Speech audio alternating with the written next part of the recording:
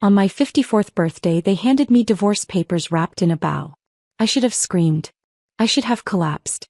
I should have begged William, my husband, my partner, the man I'd built an empire beside, to tell me this was some cruel joke. But instead I did something that made them all shift uncomfortably in their designer clothes. I smiled. Because while they were busy sharpening their knives to stab me in the back, they'd forgotten one crucial detail. I was the one who'd taught them where to aim. My phone hasn't stopped ringing in 7 days. 45 missed calls. 45 desperate attempts to undo what cannot be undone. William's name flashes across the screen again and I let it ring. Let it scream into the void like I'd wanted to scream that night. But I'm getting ahead of myself. Let me take you back to the moment my world ended, and theirs began to crumble. Before we continue, please write in the comment which country you are watching this video from, and if this is your first time on this channel, please subscribe. Your support helps bring even more epic revenge tales of life. Enjoy listening. The morning of my 54th birthday arrived cold and gray, the kind of October day where autumn had forgotten how to be beautiful. I woke alone in the king-sized bed William and I had shared for over 2 decades, his sides still perfectly made. He'd been sleeping in his office more frequently lately, or so he claimed. The financial reports needed reviewing. The contracts demanded attention. The business was expanding. I'd believed every word because that's what good wives do. We believe. We trust.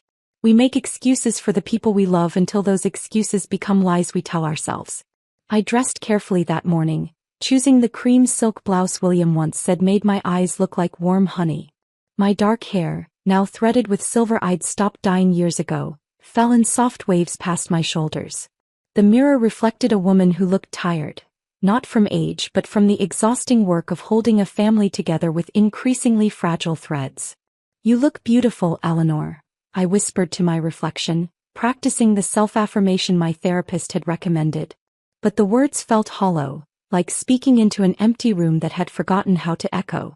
The house was quiet as I descended the grand staircase, my fingers trailing along the mahogany banister I'd refinished myself during our first year here. Every corner of this mansion held memories. Chloe taking her first steps in the foyer, William and I slow dancing in the living room at midnight on New Year's Eve, family dinners in the formal dining room where laughter once filled the spaces between courses. Now the silence felt deliberate, almost calculated. I found William in his study, hunched over his laptop, his reading glasses perched on his nose. At 57, he was still handsome in that distinguished way that age had been kind enough to grant him. Silver temples, sharp jawline, broad shoulders that filled out his expensive suits. I used to love watching him work, the way his brow furrowed in concentration, the slight twitch of his lip when he solved a particularly complex problem. "Good morning," I said softly, lingering in the doorway. He didn't look up. "Morning." The word was flat, perfunctory, the kind of greeting strangers exchange in elevators. I waited for him to remember, to acknowledge, to say the 2 simple words that would have cost him nothing. "Happy birthday." The silence stretched between us like a chasm. I thought maybe we could have breakfast together? I tried to keep my voice light, unburdened by expectation. "I could make those blueberry pancakes you love." "I already ate." His fingers continued typing, the clicks sharp and final. "Oh." I gripped the doorframe, feeling suddenly foolish for hoping. "Well, perhaps later." "Eleanor, I'm busy." "We'll talk tonight." "We'll talk tonight." Those words should have warned me. They carried weight, a gravitas that sat heavy in my chest as I retreated to the kitchen, suddenly alone in a house filled with expensive furniture and empty promises.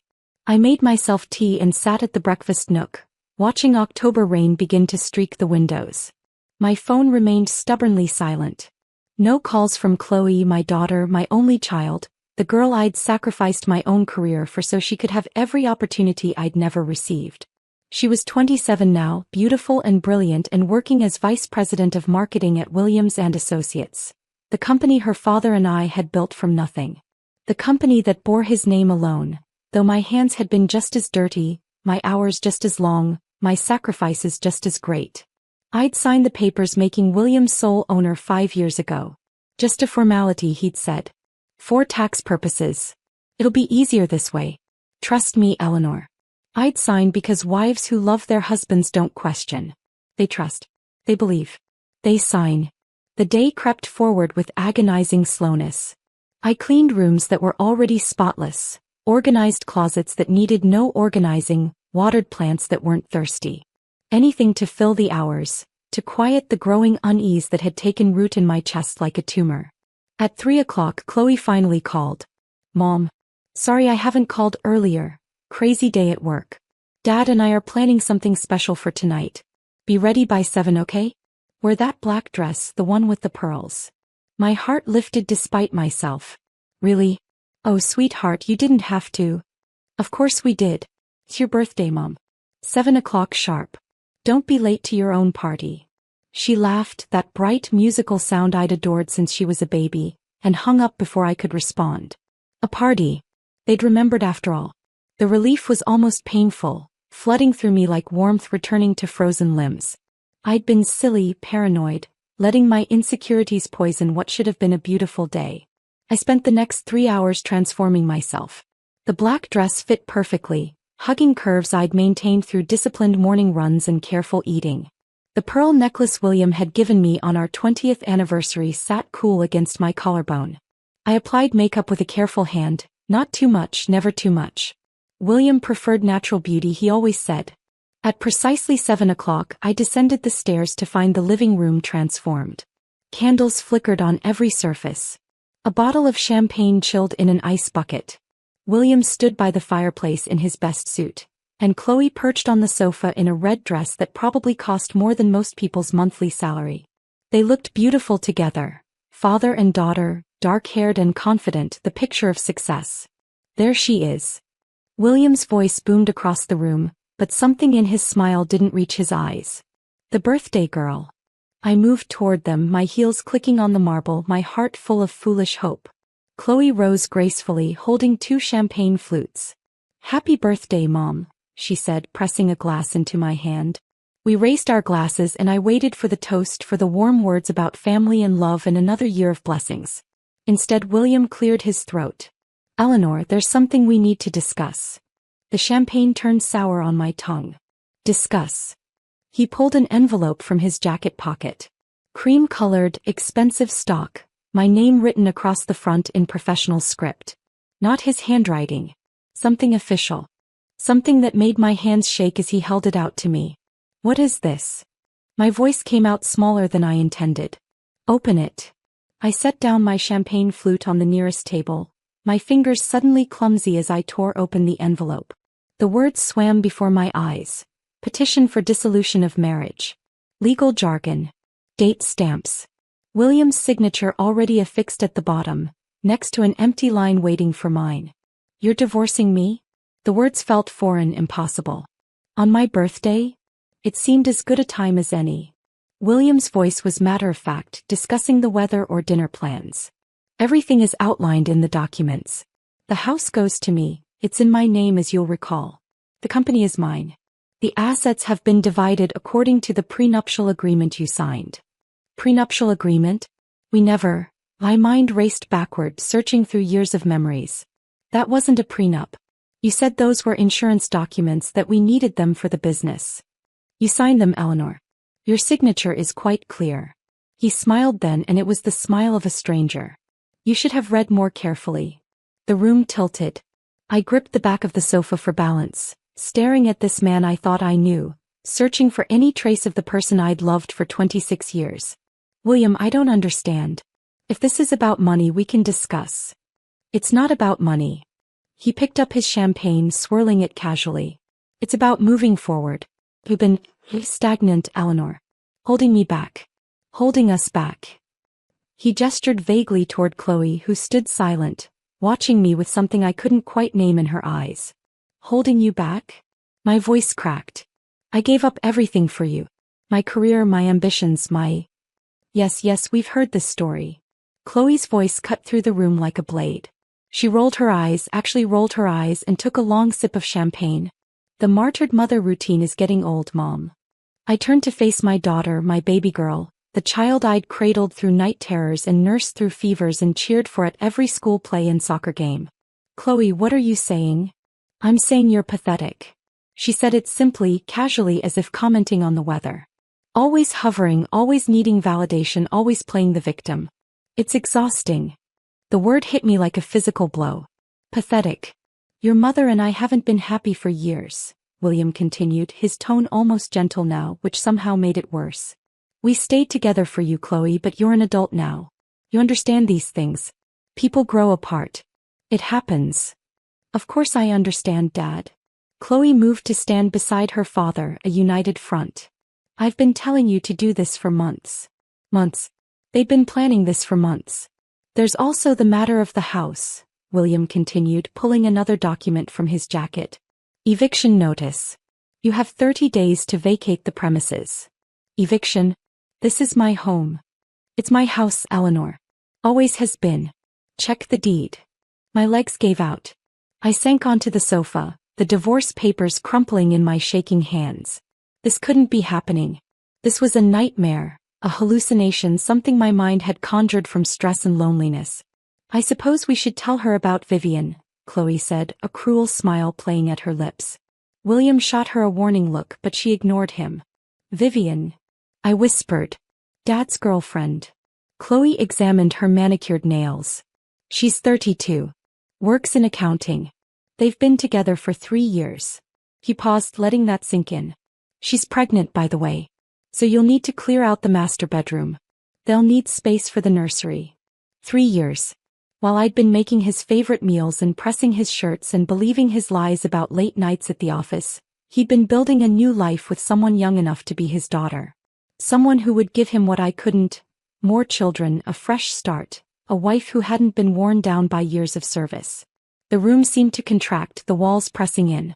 I couldn't breathe. Couldn't think. Could only stare at these two people who wore familiar faces but had become complete strangers. Why? The question came out broken. Why like this? Why on my birthday? William shrugged. You've been asking what I wanted for dinner tonight for weeks. I figured I'd give you a definitive answer. This is what I want, Eleanor. A divorce. My house back. My life back. Chloe laughed. Actually laughed. A bright, tinkling sound that belonged at cocktail parties, not at the scene of my execution. Honestly, Mom, you should see your face right now. It's priceless. Something inside me cracked. Not broke, that would come later, but cracked, letting cold air into spaces that had been warm with hope. I looked at the papers in my hands. My marriage, reduced to legal terminology and property division. My life, summarized in bullet points. My worth, calculated and found wanting. There's a pen on the table, William said, gesturing toward the coffee table where an expensive fountain pen lay waiting, part of the choreographed cruelty of this moment. I picked up the pen. It was heavy, solid, probably cost more than my wedding ring had. My hands trembled as I uncapped it, the nib gleaming in the candlelight they'd set up for this mockery of celebration. Eleanor, William's voice held a note of impatience now. Let's not drag this out. Sign the papers. Make this easy on everyone. Easy. He wanted easy. I looked up at him, this man I'd loved since I was 28 years old. I'd met him at a business networking event, been charmed by his ambition and confidence. He'd promised me the world, partnership, equality, a love that would weather any storm. And I'd believed him because I was young and hopeful and stupid enough to think promises meant something. Do you remember our wedding vows? I asked softly. He shifted uncomfortably. Eleanor. For better or worse. In sickness and in health. Till death do us part. My voice was steady now, each word precisely articulated. I meant every word. Did you? People change, he said simply. I've changed. You haven't. That's the problem. She hasn't changed because she's boring, Chloe chimed in, refilling her champagne. Same routine every day. Same boring conversations. Same pathetic attempts to be relevant. It's like living with a ghost. I looked at my daughter, my beautiful, cruel daughter, and wondered where I'd gone wrong. I'd given her everything, supported every dream, celebrated every achievement. And somehow, I'd raised a woman who could stand here and eviscerate me with a smile on her face. You think I'm pathetic, I said quietly. I don't think it, Mom. I know it. Chloe leaned against the mantel, looking almost bored now. You gave up everything to be someone's wife and mother, and now look at you. No career, no friends, no life of your own. Just empty. Empty. The word echoed in my head, finding truth in the hollow spaces. At least Vivian has ambition, William added as if this would somehow help. She understands the sacrifices necessary for success. She doesn't burden me with constant emotional needs. I nodded slowly, letting their words wash over me like poison. And then something happened that I didn't expect. I started to smile. It wasn't a happy smile. It wasn't warm or forgiving. It was the smile of someone who had just realized they'd been playing chess while everyone else was playing checkers. The smile of someone who'd been underestimated for far too long. "You're right," I said softly, picking up the pen again. "I have been pathetic. I've been weak. I've been everything you say."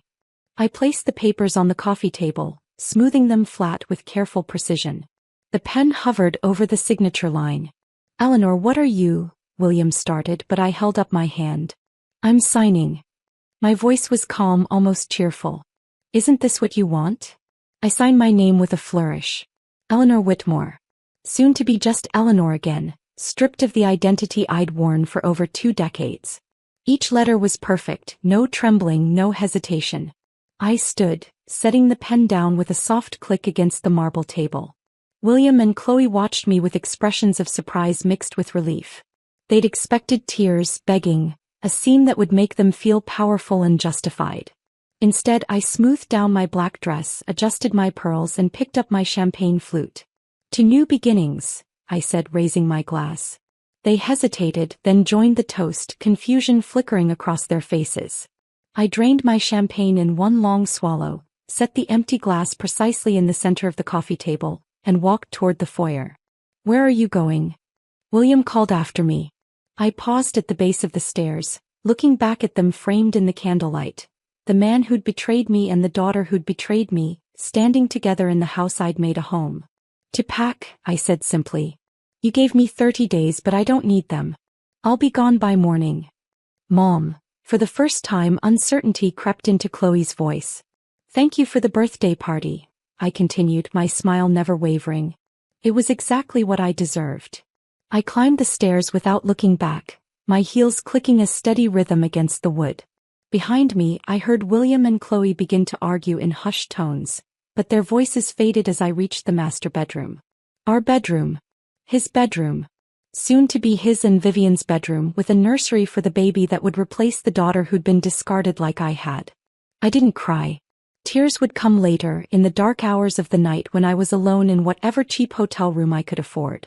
For now, I moved with mechanical efficiency, pulling out suitcases, filling them with clothes and personal items. I left behind everything he'd given me: jewelry, expensive dresses, the fur coat he'd surprised me with last Christmas. I wanted nothing that carried his fingerprints. In the back of my closet, buried under shoeboxes, I found a small wooden box I'd forgotten about. Inside lay the remnants of my life before William. My college diploma, photographs of friends I'd lost touch with, a business card from the consulting firm that had wanted to hire me all those years ago, and a small leather notebook filled with handwritten notes and calculations. I slipped the notebook into my purse, zipped it closed, and continued packing. By midnight, 3 suitcases sat by the bedroom door.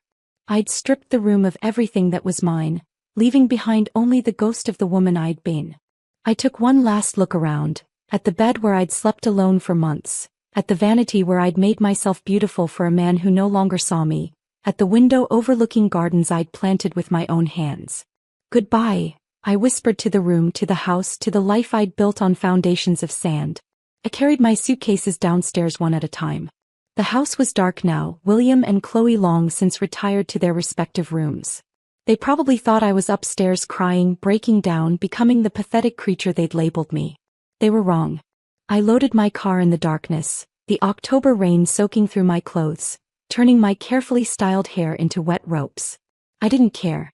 I was baptizing myself in water and sorrow, washing away the old Eleanor, preparing space for whoever would emerge from this catastrophe. I sat in my car for a long moment, staring at the mansion lit by moonlight. Every window held a memory. Every door a goodbye. This place had been my entire world, and now my world was 3 suitcases and a leather notebook filled with secrets they'd forgotten I kept. I started the engine. I drove away without looking back. The Sunset Motel on Highway 9 was exactly what you'd expect from a $40 night establishment. worn carpet the color of cigarette smoke, a bathroom that smelled of industrial cleaner and broken dreams, and a bed that creaked if you breathed too hard. But it had a lock on the door and no memories, which made it perfect. I spent the first night sitting on that bed, still in my black dress and pearls, staring at my phone as it buzzed with texts I didn't read. Finally, around 3 in the morning, I turned it off completely. The silence was so profound it had weight, pressing down on my chest until breathing became a conscious effort. That's when the tears finally came. I cried until my throat was raw and my eyes swollen shut. I cried for the 26 years I'd given to a man who'd calculated my worth and found it insufficient. I cried for the daughter I'd raised who'd learned to weaponize love. I cried for the woman I'd been at 28, full of ambition and fire, who'd believed partnership meant something more than signing away her future one document at a time. But mostly I cried because I'd let them do this to me. I'd been complicit in my own destruction, signing papers I hadn't read, trusting promises that should have come with expiration dates, making myself smaller and smaller until I'd almost disappeared. Almost. The next morning, I looked at myself in the motel bathroom's harsh fluorescent light. My face was puffy, my eyes bloodshot, my hair a tangled mess. I looked like someone who'd lost everything. And perhaps that's exactly what I needed to look like. I showered, dressed in jeans and a simple sweater, clothes that felt strange after years of maintaining appearances, and retrieved the leather notebook from my purse. I'd started keeping it years ago, back when William and I were building the business together. Back when I was still Eleanor Whitmore, MBA, the woman with the brilliant financial mind and the ruthless business instinct. Back before I'd become just William's wife. The notebook contained everything I'd observed over the past 5 years, since the day I'd signed the papers making William sole owner of Williams & Associates. I'd kept notes out of habit at first, the methodical record-keeping of someone trained in forensic accounting. But as time passed and I noticed small discrepancies, unusual transactions, meetings that didn't appear on official calendars, the notes had become something else. Difference. I opened my laptop, an old model I'd kept from my working days, and began to transcribe the information into a spreadsheet. Hours passed as I worked, cross-referencing dates and amounts, following paper trails I'd carefully documented. Offshore accounts opened in the Cayman Islands. Shell corporations with familiar board members. Tax shelters that straddled the line between aggressive accounting and fraud. Government contracts secured through relationships that looked suspiciously like bribes. By evening, I had a clear picture of what William had been building while I'd been making his favorite meals and organizing his dry cleaning. A house of cards waiting for the right wind to blow it down. My phone, which I'd finally turned back on, showed 17 missed calls from William and 12 from Chloe. I ignored them, instead dialing a number I'd saved years ago and never called. Jacobson Law Firm. The voice was professional, female, efficient. I need to speak with Patricia Jacobson, I said. Tell her Eleanor is calling about Williams & Associates. Pause. One moment, please. Patricia Jacobson and I had attended business school together, back when we were both young and ambitious and certain we'd change the world. She'd become one of the most feared corporate attorneys in the state, with a reputation for crushing opponents with meticulous precision. We'd lost touch over the years. I'd been busy being a wife and she'd been busy becoming a legend. Eleanor. Patricia's voice came through the line, warm with surprise. My God, I haven't heard from you in, what, 15 years? 16, I corrected. I need your help, Patricia. What kind of help? The kind that destroys lives. There was a brief silence, then a low chuckle. Now you're speaking my language. Tell me everything. I talked for an hour, laying out the betrayal, the divorce, the eviction. Then I told her about the notebook, the financial irregularities, the carefully documented evidence of William's less-than-legal business practices. Can you get me copies of the actual documents? Patricia asked, her voice sharp with interest. I have access to the company server for another week. William hasn't changed my passwords yet. He will, the moment he realizes what you're doing. Get me everything you can, Eleanor. Every file, every email, every document that proves what you're telling me. And Eleanor. Her voice softened slightly. Are you sure about this? Once we start, there's no going back. This will destroy him. It might destroy your daughter too if she's as involved as you suspect. I thought about Chloe calling me pathetic. About William handing me divorce papers on my birthday. About 32-year-old Vivian moving into my bedroom, sleeping in my bed, raising a baby in the house I'd made a home. I've never been more sure of anything, I said. Good. I like you better, vicious. Email me everything within 48 hours. And Eleanor? Welcome back. I've missed the woman you used to be. I spent the next 2 days in that motel room, living on coffee and vending machine snacks, downloading files from the company server. Financial reports, emails, contracts, meeting minutes. Everything I could access I copied, backed up and sent to Patricia's secure server. On the third day my access was revoked. William had finally realized I might be dangerous. My phone buzzed. Another call from him. I answered for the first time. Eleanor, what the hell do you think you're doing? His voice was tight with barely controlled anger. I don't know what you mean. The server logs show you downloaded files. Hundreds of files. That's company property, Eleanor. Confidential information. Is it? I kept my voice light, almost curious. According to the documents I signed 16 years ago, the ones you told me were just insurance paperwork, I was a founding partner of Williams & Associates. That means I have every legal right to access company information. Patricia Jacobson agrees. You remember Patricia, don't you? From business school. The silence on the other end was delicious. You've hired Patricia Jacobson? She sends her regards, by the way. She always thought you were an arrogant prick. Nice to know her instincts were sound. Eleanor, listen to me very carefully. No, William, you listen to me. I stood, pacing the small motel room, energy flooding through me. You spent 26 years making me feel small. Making me doubt myself. Making me believe I was nothing without you. But here's what you forgot, I made you. I built that business with you. I came up with the financial strategies that made us successful. I networked, I negotiated, I worked 18-hour days while pregnant with your child because I believed we were partners. That was years ago. And then you convinced me to sign those papers. To give up my stake in the company, for tax purposes. To put everything in your name because it would be simpler. And I trusted you because I loved you and because good wives trust their husbands. Eleanor, if you're thinking of causing trouble. Trouble? No, William. Trouble is what you caused when you decided to hand me divorce papers on my birthday. What I'm planning is something else entirely. I hung up before he could respond, my hands shaking not from fear but from adrenaline. For the first time in years, maybe decades, I felt alive. Angry. Powerful. Dangerous. Patricia called an hour later. I've reviewed the documents. Honor, this is gold. Absolute gold. We have him on tax evasion, fraud, misappropriation of federal funds, and about a dozen other charges that will have the SEC very interested. But there's something else. What? The prenup he claims you signed? It's not valid. The terms are unconscionable and there's evidence it was signed under duress. Plus, according to the original incorporation documents, which he apparently forgot to destroy, you're still listed as a 50% owner of Williams & Associates. That contract you signed 5 years ago? Legally unenforceable without proper counsel present, which there wasn't. He thought he was clever, but he was just sloppy. My heart began to pound. What does that mean? It means you own half of everything, Eleanor. The house, the business, the assets, all of it. And when we're done with him, you'll likely own much more. Plus, I'm filing an injunction to freeze all company assets pending investigation. He won't be able to move money, sell property, or access anything until this is sorted out. How long will that take? With what you've given me, we'll file Monday morning.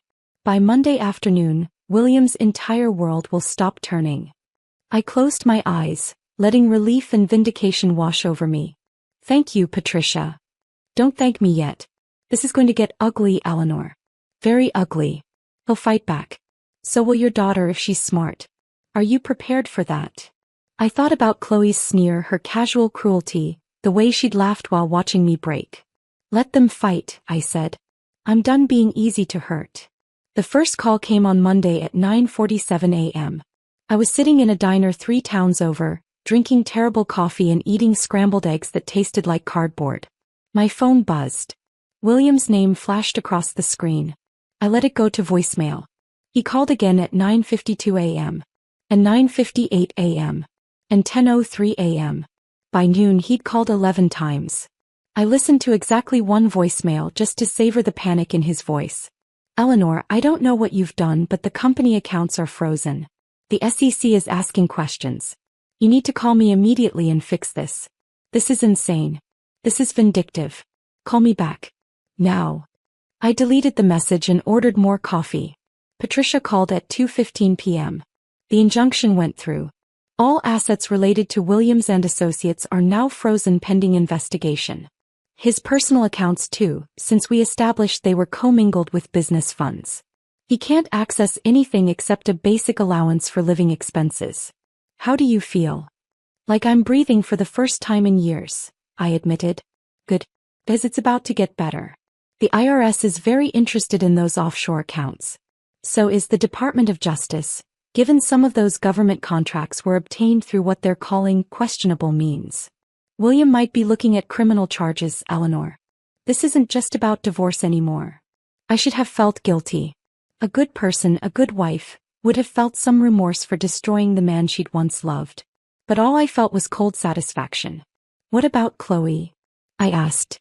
She's listed as VP of Marketing, but I found emails suggesting she was aware of the financial irregularities. At minimum, she'll lose her job. At worst, she could face charges as an accomplice if she helped cover anything up. She called me pathetic, I said quietly. Well, Patricia replied, her voice sharp, karma's a bitch and so am I. Chloe called for the first time that evening. I was back at the motel watching mindless television and eating Chinese takeout. I almost didn't answer, but curiosity got the better of me. Mom. Her voice was different.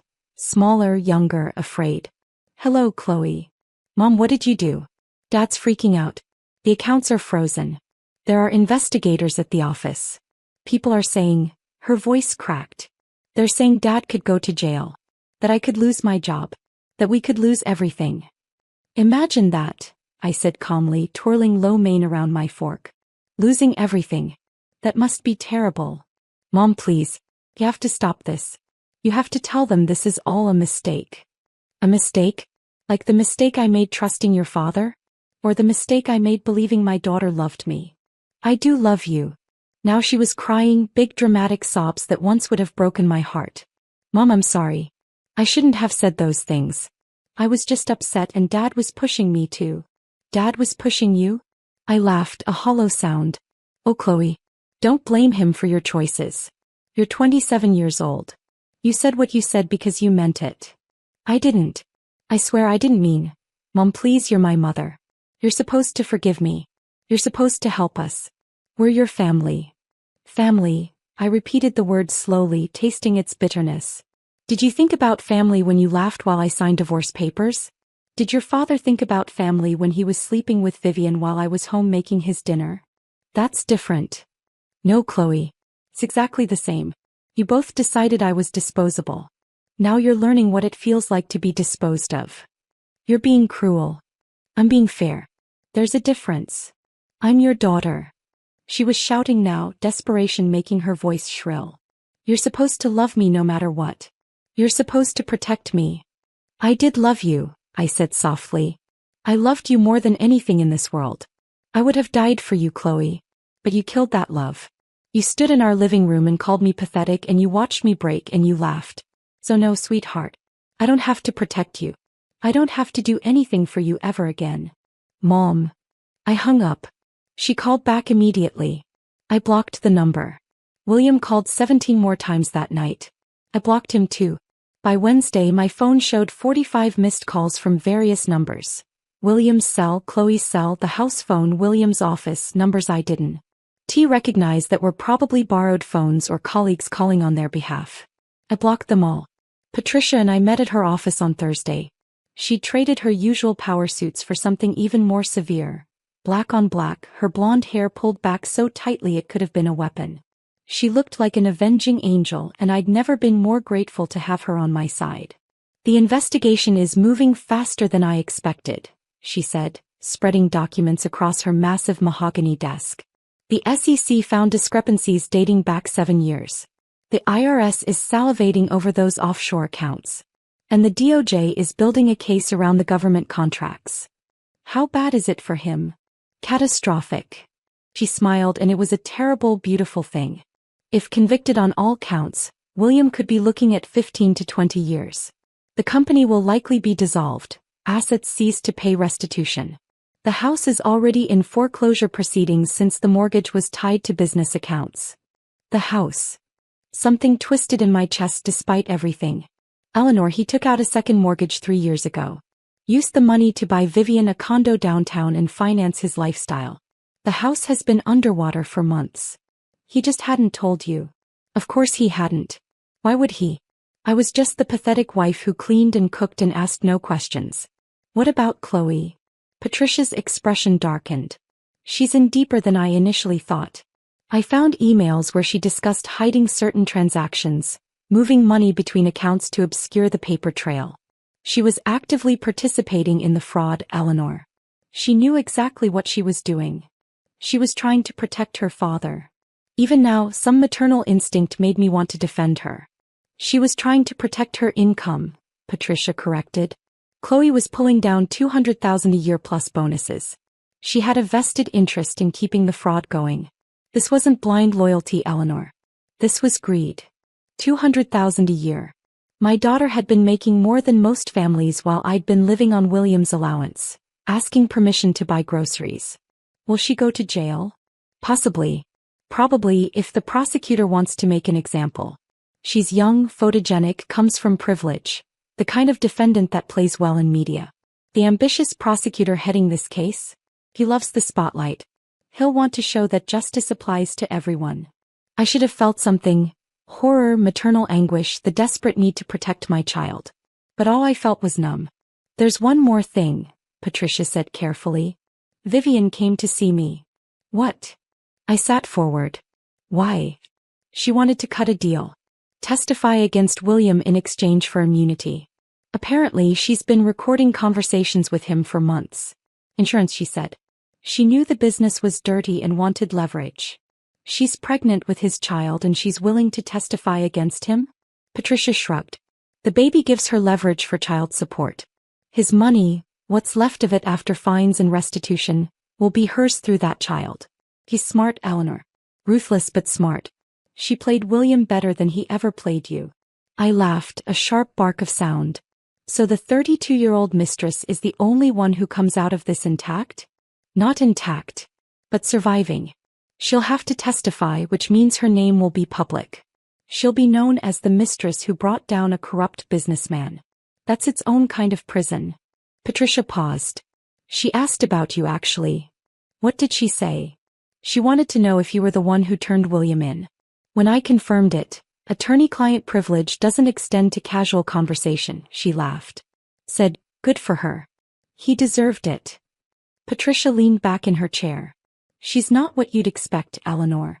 She's not some simpering mistress. He's calculating.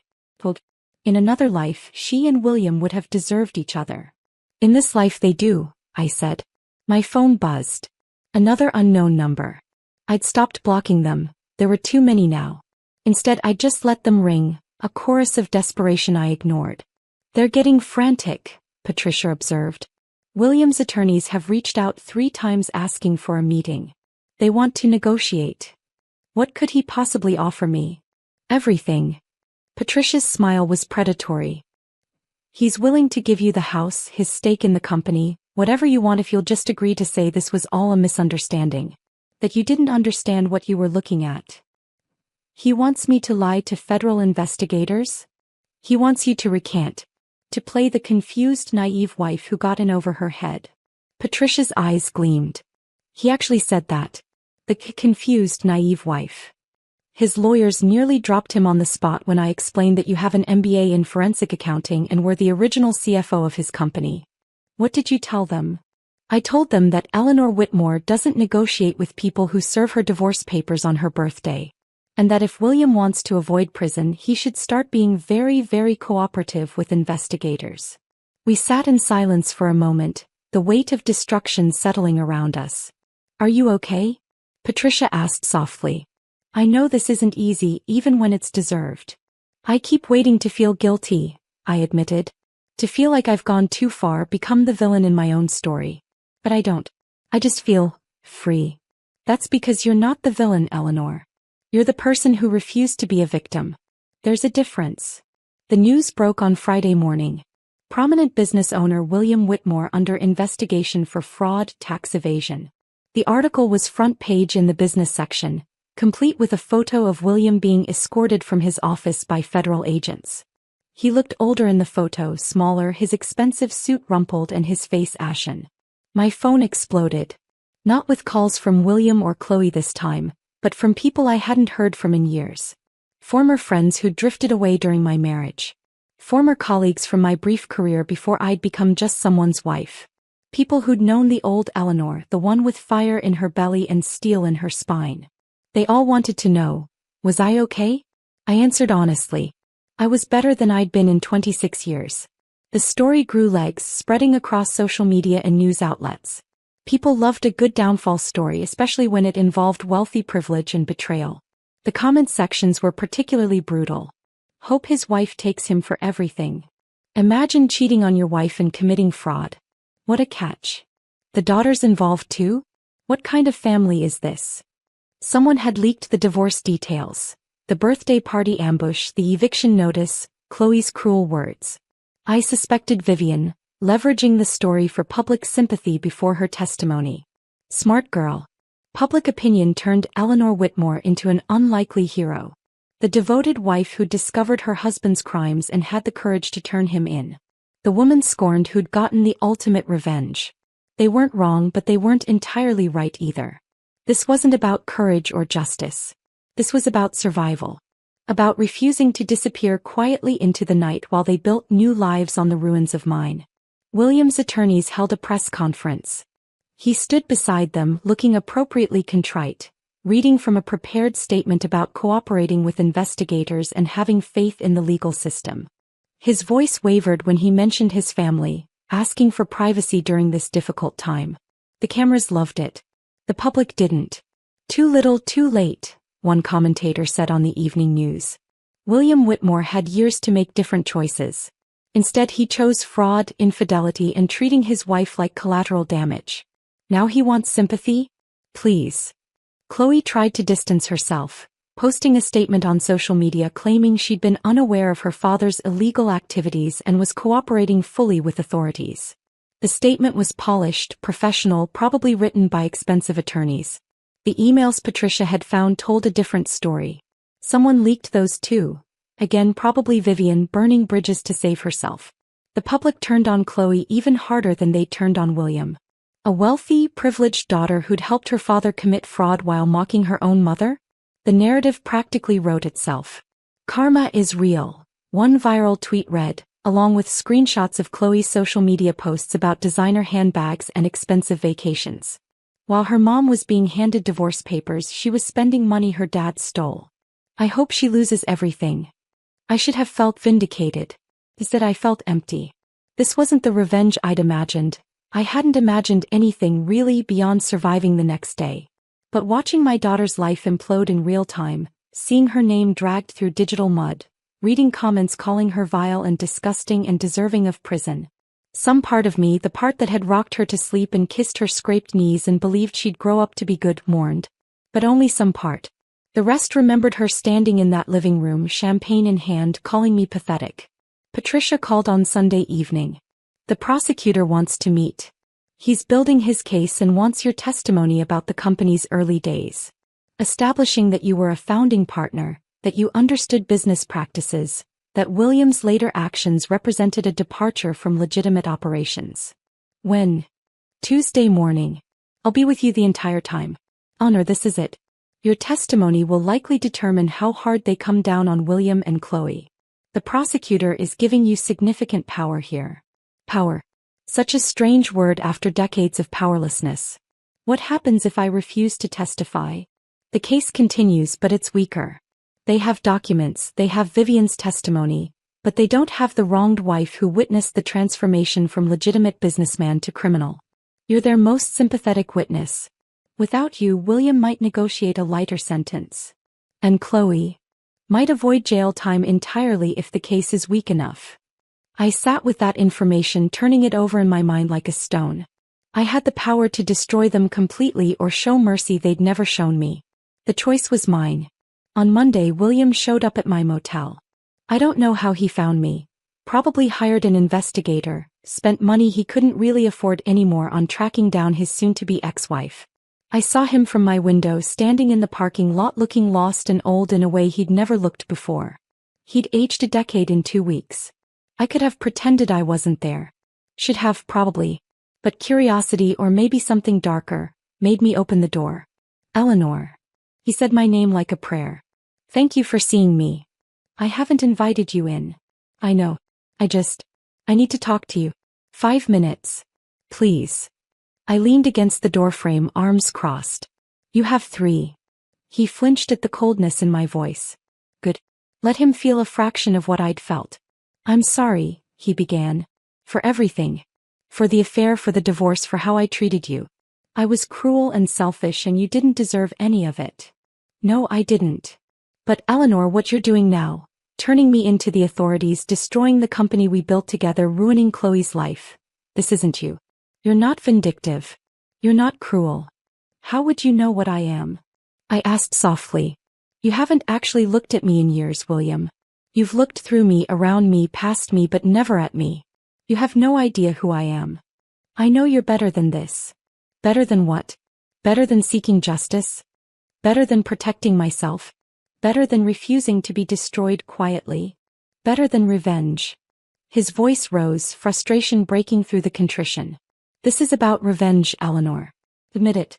You're angry, rightfully so, but you're letting that anger make you into someone you're not. I laughed, the sound echoing across the empty parking lot. You think this is about anger? William, anger would have been screaming at you that night. Anger would have been breaking your things and making scenes. This isn't anger. This is justice. Justice. He stepped closer, desperation making him bold.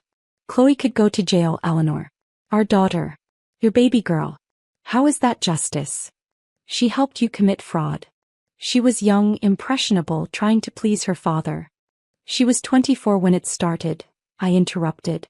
Old enough to vote, to drink, to know right from wrong. She made choices, William. Now she gets to live with them. She's your daughter. And you're my husband. Or were, until you decided I was disposable. I pushed off from the doorframe, standing straight. You want to know what's truly amazing? You're here begging me to save Chloe, but you haven't once asked how I am. If I'm okay. If I have a place to live or money for food. Even now, even after everything, you can't see me as anything more than a means to an end. He opened his mouth, then closed it, realization dawning in his eyes. You came here to manipulate me, I continued. To play on my maternal instincts and my empathy and my decades of being the woman who fixes things. You thought if you apologized prettily enough I'd fold. I'd recant. I'd lie to federal investigators to save our daughter. Eleanor. But here's what you don't understand. I'm not that woman anymore. She died the night you handed her divorce papers on her birthday. What's standing here now is someone different. Someone who remembers that before I was your wife I was Eleanor Whitmore and I was magnificent. So you're going to destroy us? Is that it? Destroy me and Chloe and everything we built. I'm not destroying anything, I said calmly. I'm simply telling the truth. You destroyed yourselves years ago. I'm just making sure everyone knows it. He stared at me, this stranger wearing my husband's face, and I saw the moment he understood. There would be no negotiation. No mercy. No last-minute salvation. I loved you, he whispered. No, I replied. You loved what I did for you. You loved having a wife who made you look good and asked for nothing. You loved the idea of me. But you never actually loved me, William. If you had, you couldn't have done what you did. I stepped back into my motel room and closed the door in his face. I didn't lock it, didn't need to. He wouldn't try to force his way in. He was too civilized for that, even in desperation. I heard him stand there for a long moment, heard what might have been a sob or just the wind. Then footsteps retreating across gravel. An engine starting. Silence. I sat on the edge of my bed and cried for the 3rd time since the divorce. Not for him. Not even for Chloe, really. But for the life I'd imagined, the family I'd believed in, the future that had evaporated like morning mist. When the tears stopped, I washed my face, reapplied makeup and called Patricia. I'm testifying, I said. I'm telling them everything. Are you sure? Completely. Eleanor, this will destroy them. You understand that? Once you testify, there's no walking it back. William will go to prison. Chloe will likely follow him. I understand. And you're okay with that? I thought about William's face in the parking lot, still not asking if I was okay. About Chloe's sneering words, "You're pathetic." About 26 years of making myself smaller so they could be bigger. I'm better than okay, I said. Schedule the meeting. I'll be there. The prosecutor's office was all glass and steel, cold and impersonal, exactly the kind of place where lives changed forever. James Morrison, the prosecutor, was younger than I expected, maybe 40, with sharp eyes and sharper suits. He'd made his name prosecuting white-collar crime, and he wanted William's head on a platter. Mrs. Whitmore. He greeted me, extending his hand. Thank you for coming. I know this isn't easy. Miss Whitmore, I corrected. Or just Eleanor. I'm not married anymore. He nodded, making a note. Patricia sat beside me, her presence a shield. For 3 hours I told them everything. I walked them through the early days of Williams and Associates, back when it was really Whitmore and Williams, though my name never made it onto the letterhead. I described the financial strategies I'd developed, the clients I'd brought in, the late nights working on proposals while pregnant with Chloe. Then I described the slow shift, how William had gradually pushed me out, suggesting I should focus on family, on supporting his career. How the papers I'd signed had been presented as routine, necessary, nothing to worry about. Did you read these documents before signing? Morrison asked, spreading them across the conference table. No, I admitted. I trusted my husband. He said they were insurance paperwork, tax documents, just formalities. And you didn't think to have them reviewed by independent counsel? I was a wife, I said simply. Not a business partner. Not anymore. He'd made that very clear. My role was to trust and support, not question. Morrison nodded, sympathy flickering across his face. Tell me about the financial irregularities you observed. I walked them through the notebook, the transactions that didn't make sense, the money moving in strange patterns. I explained offshore accounts and shell corporations in language a jury could understand. I made it clear, simple, damning. When did you first suspect criminal activity? About 3 years ago. There was a government contract. A big one worth millions. William came home celebrating, but when I looked at the public records, our company hadn't actually submitted the lowest bid. We should have lost, but we won anyway. And what did you conclude? That someone had been bribed. That the competition had been rigged. Did you confront your husband? No. Why not? I met Morrison's eyes. Because by then I knew I wasn't a partner. I was a liability.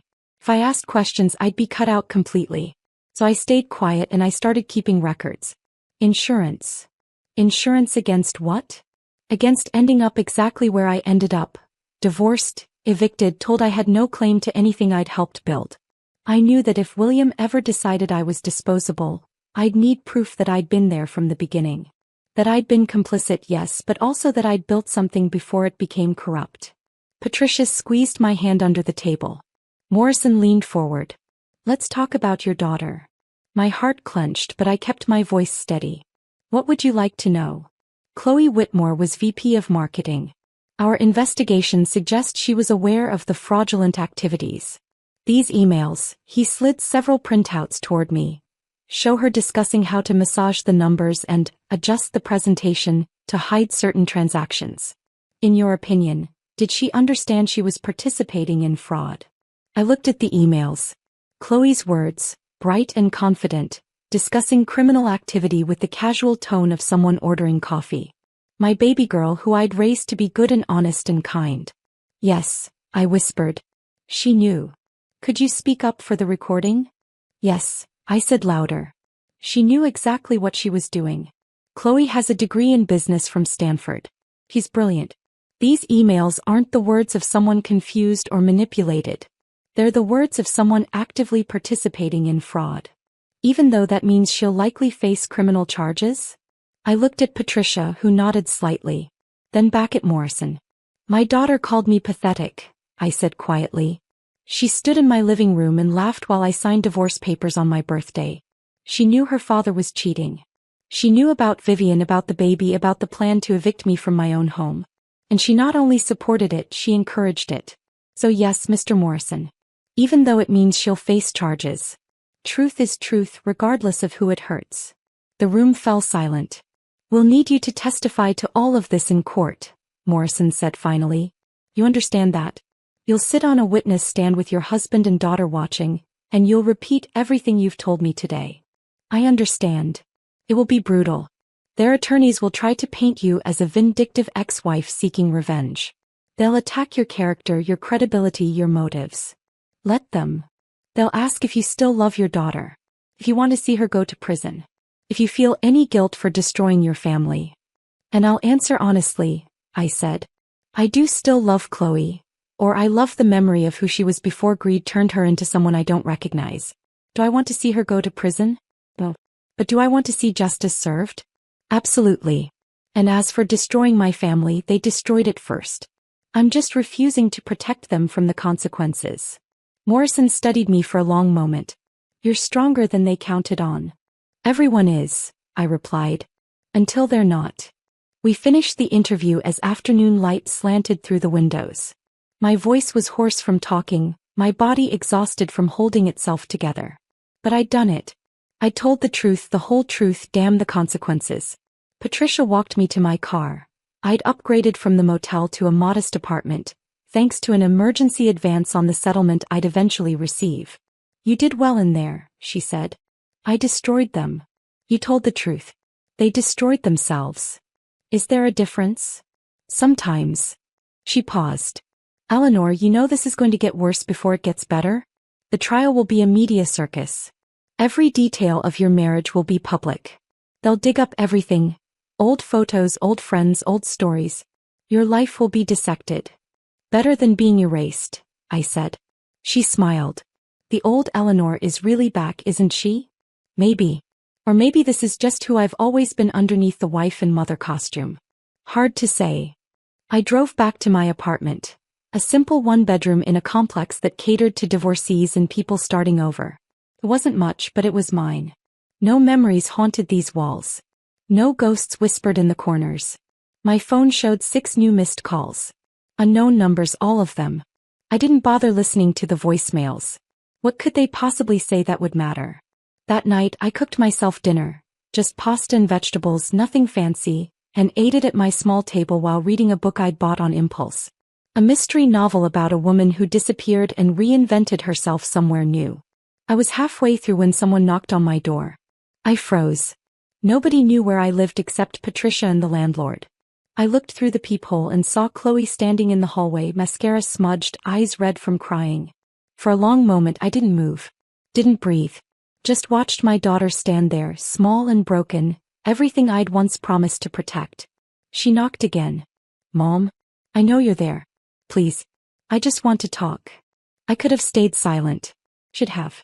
But some masochistic part of me needed to hear what she'd say, needed to know if there was any piece of the daughter I'd raised still living inside this stranger. I opened the door but didn't invite her in. Mom. She said it like a sob. Mom, please, you have to stop this. The prosecutor called my lawyer. They're saying I could get 10 years. 10 years, Mom. I can't go to prison. Please. What do you want me to do, Chloe? Tell them you were wrong. Tell them you misunderstood the documents, that you didn't know what you were looking at. But I did know what I was looking at. That's the problem. Then lie. Her voice rose, desperate. I'm your daughter. You're supposed to protect me. I did protect you, I said quietly. For 27 years I protected you from every hurt, every disappointment, every consequence. I made excuses for you when you were cruel to classmates. I smoothed over problems when you cheated on exams. I convinced your father to hire you at the company even though you weren't qualified because I wanted you to have every opportunity. Exactly. So protect me now. No. The word was simple, final. I'm done protecting you from yourself, Chloe. You're an adult. You made choices. Now you live with them. I made mistakes. You committed crimes. There's a difference. Because of Dad. He pushed me into it. He made me think it was normal business practice. Stop lying. My voice was sharp enough to cut. You have emails dated 6 months before you joined the company, Chloe. Emails where you discussed working with Dad to clean up the books. You knew exactly what you were getting into. You just thought you'd never get caught. She stared at me, tears streaming down her face. You've changed. The mom I knew would never do this. The mom you knew died the night you called her pathetic, I replied. You and your father killed her. What's standing here is what survived. I didn't mean it. Yes, you did. You meant every word. And you know what? You were right. I was pathetic. I'd made myself pathetic by caring more about you than I cared about myself. But I'm not anymore. So you're just going to let me go to prison? Your own daughter. I'm going to let justice happen. If that means prison, then yes. She laughed, a broken, bitter sound. You're heartless. You're a monster. Maybe, I agreed. Or maybe I'm just done being a martyr. I hate you. He spat the words like venom. I hate you so much. That's okay, I said softly. I loved you enough for both of us. But that love doesn't mean I'll lie for you. It doesn't mean I'll destroy myself to save you. You're going to have to save yourself this time, Chloe. I closed the door while she was still standing there, still crying, still trying to find words that would change my mind. I heard her pound on the door once, twice, then her footsteps retreating down the hall. I slid down to the floor, my back against the door, and wrapped my arms around my knees. My body shook, but no tears came. I'd cried myself dry over my daughter. There was nothing left. An hour later my phone rang. Pisha. Chloe's lawyers just called, she said. They're offering a deal. Full cooperation, testimony against William in exchange for reduced charges. She's turning on him? Like rats fleeing a sinking ship. She'll probably get probation instead of jail time if she plays this right. Community service, restitution, a criminal record. But no prison. And William goes down harder without her supporting his version of events. He's looking at the maximum sentence now. Good, I said and meant it. The trial began on a cold January morning, the courthouse steps slick with ice. Media vans lined the street, reporters shouting questions at anyone who looked relevant. I wore a navy suit Patricia had helped me choose, professional, dignified, the uniform of a woman who'd done nothing wrong. William arrived in a town car flanked by attorneys in expensive suits. He'd lost weight, his face gaunt, his eyes hollow. He saw me across the courthouse plaza and flinched as if I might strike him. I didn't smile. Didn't acknowledge him at all. Just walked inside with my head high. The courtroom was smaller than I expected, more intimate. Every seat filled with journalists, curious onlookers, federal investigators who'd worked the case. The judge, a stern woman in her 60s named Catherine Hayes, looked like she'd seen everything and been impressed by none of it. William's trial came first. Chloe had taken her deal, would testify against him in exchange for leniency. The ultimate betrayal from the daughter who'd stood by his side while destroying me. Karma, it seemed, had a sense of irony. Vivian testified first, her pregnancy visible now, a gentle swell under expensive maternity clothes. She was poised, credible, devastating. She described conversations where William had explicitly discussed hiding money, bribing officials, falsifying documents. She played recordings, her insurance policy, that captured him in his own words planning crimes. The jury listened with rapt attention. Then it was my turn. I took the stand on the third day of trial, my hand shaking slightly as I swore to tell the truth. The prosecution went first, walking me through the company's history, my role in its founding, the documents I'd signed without understanding their full implications. Ms. Whitmore, the prosecutor asked, in your professional opinion as someone with an MBA in forensic accounting, was your husband's business engaged in criminal activities? Yes. And when did you become aware of these activities? Approximately 3 years ago. Why didn't you report them immediately? I met William's eyes across the courtroom. He looked away first. Because I was afraid, I said honestly. Afraid of losing my family. Afraid of being alone. Afraid that if I spoke up, I'd lose everything and he'd find a way to make me the villain. I paused. I was right about that last part. When I finally did speak up, he tried to paint me as vindictive and unstable. The difference is that this time I had evidence. The prosecution rested. Then came William's defense attorney, a sharp woman named Rebecca Torres who'd made her reputation defending the indefensible.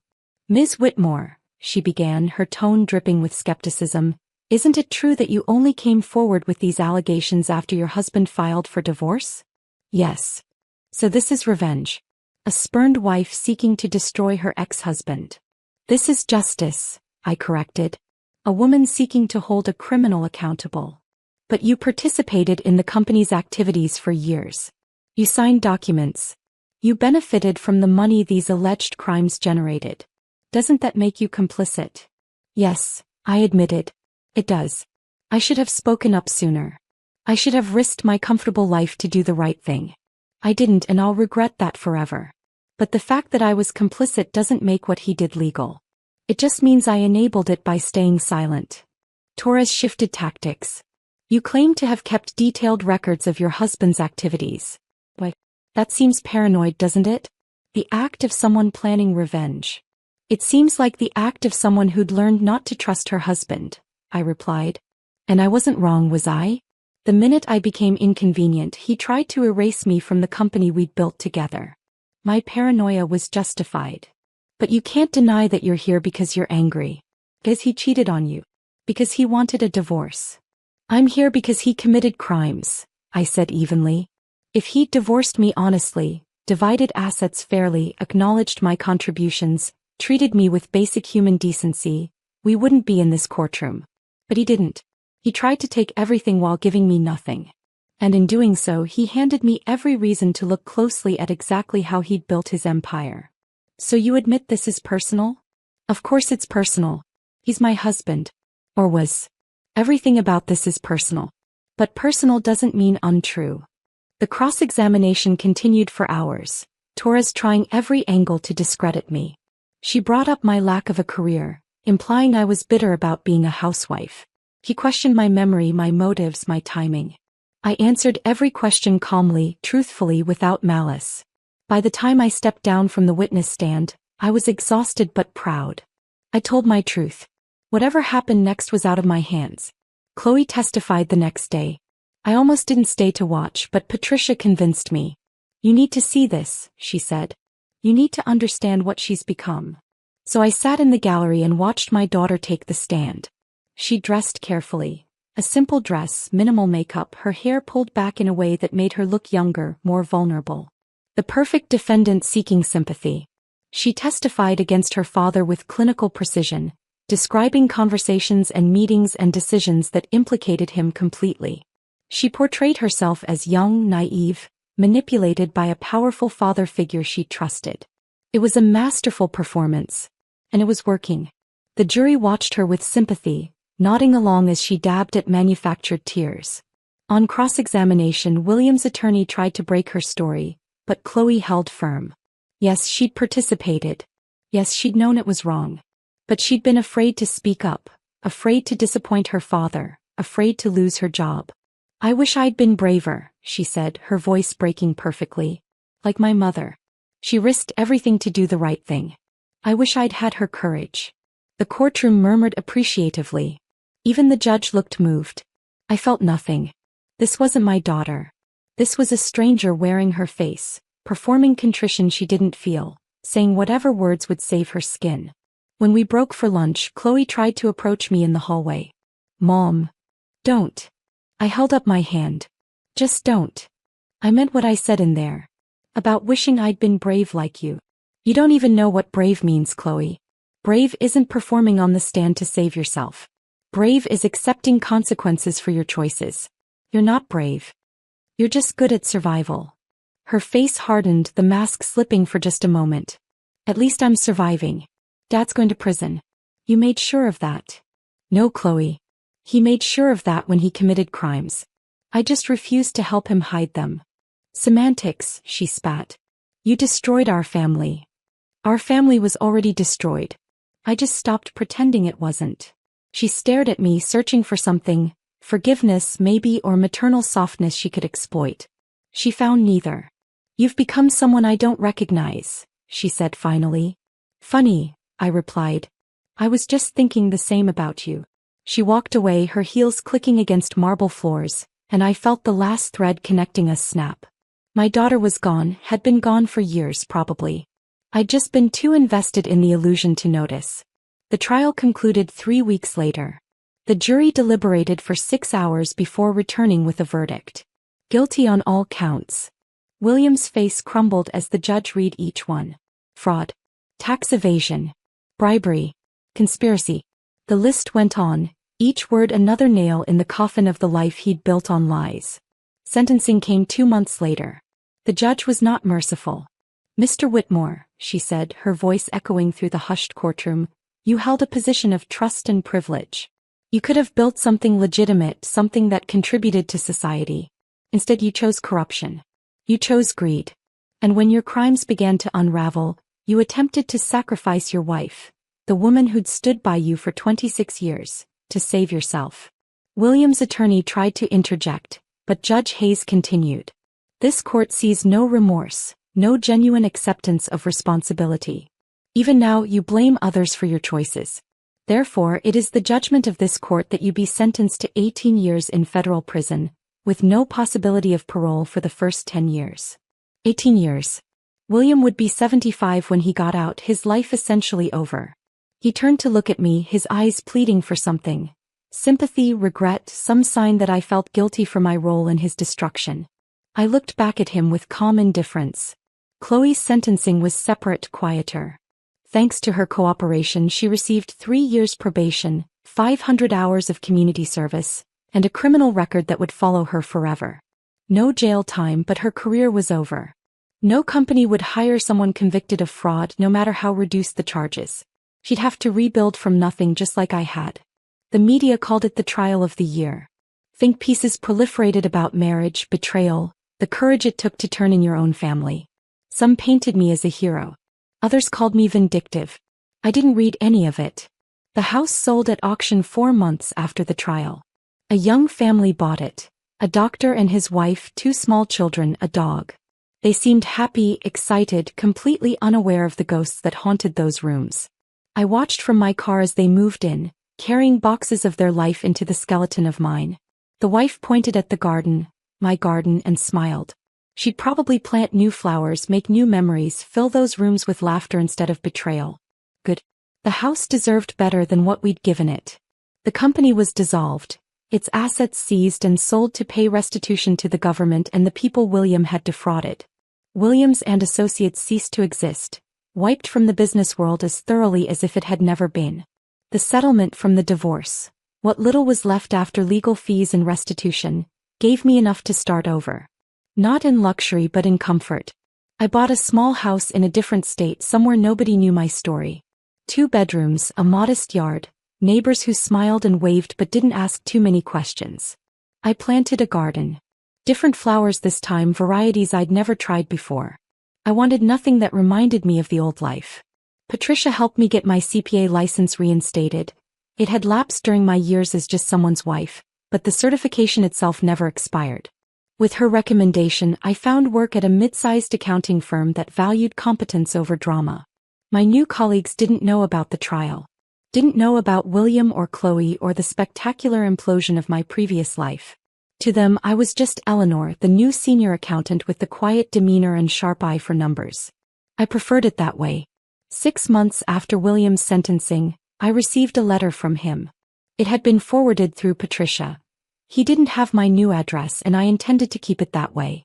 I almost threw it away unopened. Almost. Curiosity, or maybe masochism, made me tear it open. Eleanor, I've had a lot of time to think in here. About us, about what I did, about how everything fell apart. I want you to know that I'm sorry. Truly sorry. Not because I got caught, but because I hurt you. I've been attending therapy sessions they offer here, and my therapist says I have narcissistic tendencies. That I struggle to see other people as fully real, with needs and feelings that matter as much as mine. I think she's right. I looked at you for 26 years and never really saw you. I saw what you could do for me, how you made my life easier, how you reflected well on me. But I didn't see you as a person with your own dreams and needs and worth. I'm sorry for that. I'm sorry for all of it. I know you'll never forgive me and I don't deserve forgiveness. But I want you to know that I understand now. You weren't vindictive when you turned me in. You were just finally putting yourself first, and I hated you for it because it meant I couldn't use you anymore. You deserve better than I ever gave you. I hope you're finding it. William. I read the letter 3 times, searching for manipulation, for hidden agendas, for the trap I'd learned to expect from him. But it seemed genuine. or as genuine as William was capable of being. I folded it carefully and placed it in a drawer I rarely opened. Not because I treasured it, but because it was evidence. Proof that even people who've hurt us terribly can sometimes grow enough to recognize what they've done. Recognition wasn't redemption.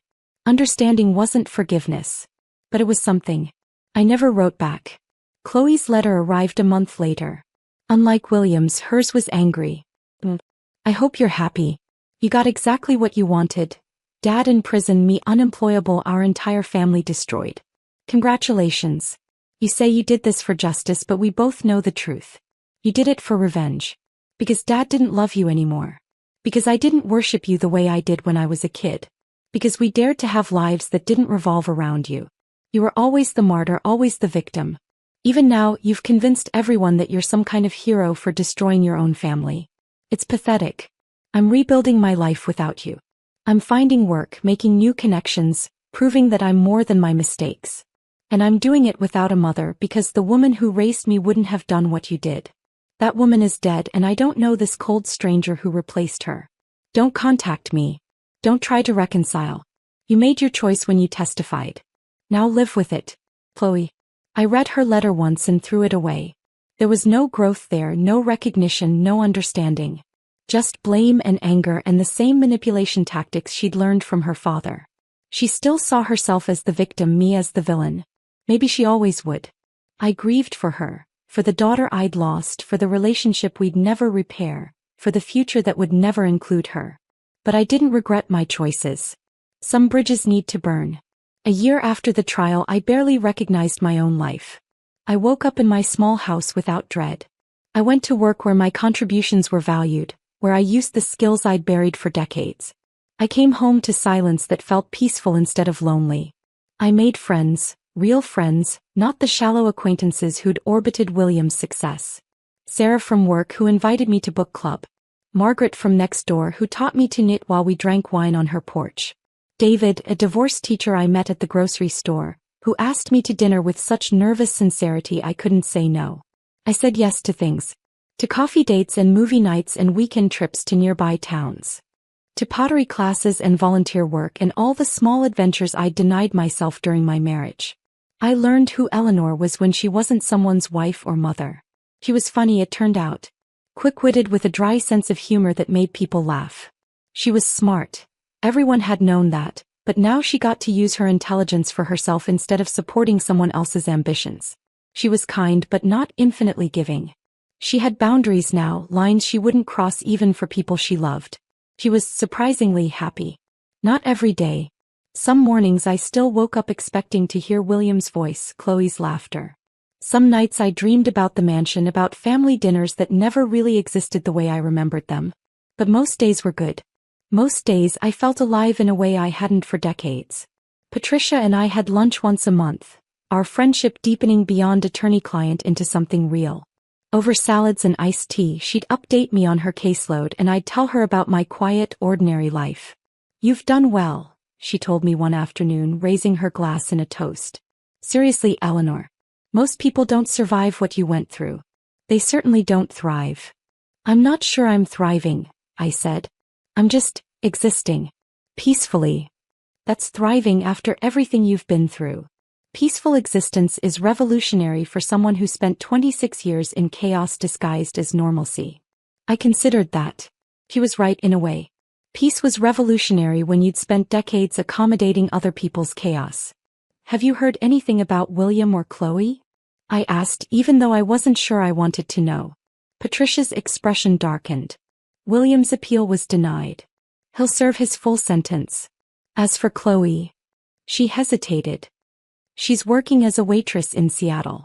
Under a different name, trying to escape the stigma. Good for her, I said, and meant it without malice.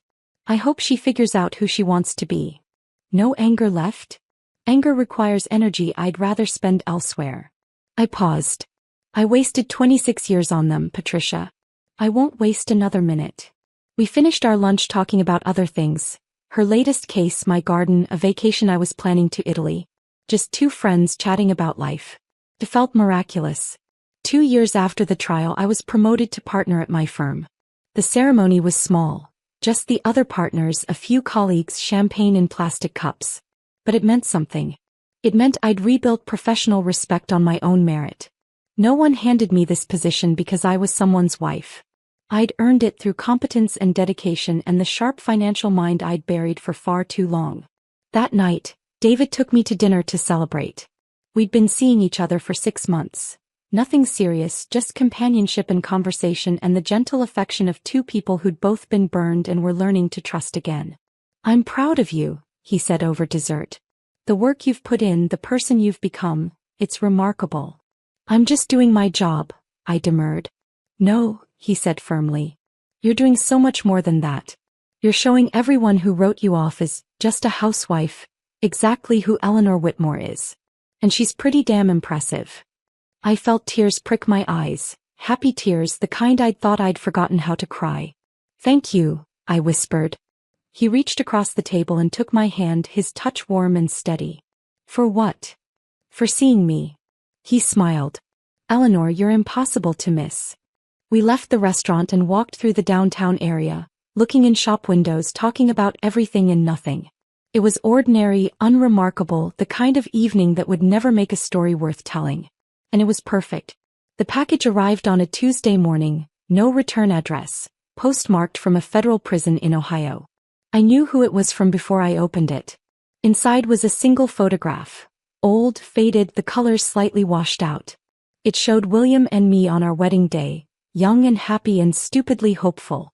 We were looking at each other like we'd hung the moon, like nothing could ever touch us. On the back, in William's handwriting, "I'm sorry for destroying this. For destroying you. I hope you found a way to be happy again. You always deserved happiness. W." I stared at that photograph for a long time, studying the faces of two people I barely recognized. They looked so certain, so convinced that love was enough. They'd been wrong, of course. Love wasn't enough when it was one-sided, when it demanded you diminish yourself, when it confused sacrifice with devotion. But they'd tried. And for a while in those early years it had been real. I placed the photograph in the drawer with William's letter, the drawer of things I acknowledged but didn't dwell on. Then I made myself coffee and got ready for work. My phone rang as I was leaving. Unknown number. I almost didn't answer, but something made me pick up. "Mom." My breath caught. Chloe's voice, small and uncertain in a way I hadn't heard in years. "Chloe." I wasn't sure you'd answer. Pause. "How are you?" "I'm well." "You?" "I'm okay. Working. Trying to figure things out." Another pause, longer this time. "I heard about your promotion. Congratulations." "Thank you. How did you hear?" "I still follow the firm's website sometimes. I like to see what you're doing." That admission hung between us, fragile and complicated. "Chloe, why are you calling?" "I don't know," she said honestly. "I've been in therapy. Working through everything. My therapist suggested I might want to reach out, but I'm not sure." Her voice cracked. "I don't know if you'd even want to hear from me." "What do you want from this call?" I asked, not unkindly. "I don't know that either. Maybe just to hear your voice. To tell you that I'm sorry, even though I know sorry doesn't fix anything.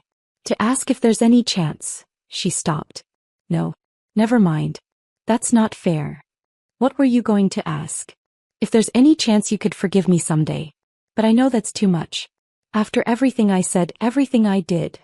I closed my eyes, feeling the weight of history, of hurt, of the complicated love between mothers and daughters. "Chloe, I can't give you forgiveness right now. Maybe not ever. What you did, what you said, it broke something in me that I'm still rebuilding." "I know. I understand. But," I continued, "I don't hate you. I'm not spending my days wishing ill on you. I want you to build a good life, to become someone you're proud of. I just don't know if that life can include me." She was crying now, soft sobs she tried to muffle. "I miss you, Mom. I miss you so much." "I miss you too," I admitted. "I miss the daughter I raised, the little girl who used to bring me dandelions and call them flowers. But I don't know if that girl exists anymore or if she ever really did." "I'm trying to find her again," Chloe whispered. "I'm trying to be better." "Then I hope you succeed. Genuinely. But Chloe, I can't be part of that process. I can't be your motivation or your redemption. You have to do this for yourself. So this is it. This is goodbye." I thought about that. About closure and healing and the stories we tell ourselves about family. This is me wishing you well from a distance, I said finally. Maybe someday that distance will shrink. Maybe not. But right now this is what I can offer. Okay, she said quietly. Hey. Thank you for taking my call, Mom. And for everything you did for me before I ruined it. Take care of yourself, Chloe. You, Mom. You too. She hung up and I stood in my kitchen holding the phone, feeling something shift inside me. Not forgiveness, I wasn't ready for that, might never be ready. But perhaps the beginning of letting go. Of releasing the anger and hurt and disappointment so they couldn't poison the life I was building. I put down the phone, picked up my briefcase and headed to work. The office was busy when I arrived, phones ringing, colleagues rushing between meetings. Sarah stopped by my office with coffee and gossip about the new client. Margaret texted about dinner plans for the weekend. David sent a silly meme that made me smile. This was my life now. Not perfect, not what I'd imagined at 28 when I'd stood at an altar promising forever. But it was mine. Every choice, every consequence, every small joy, all mine.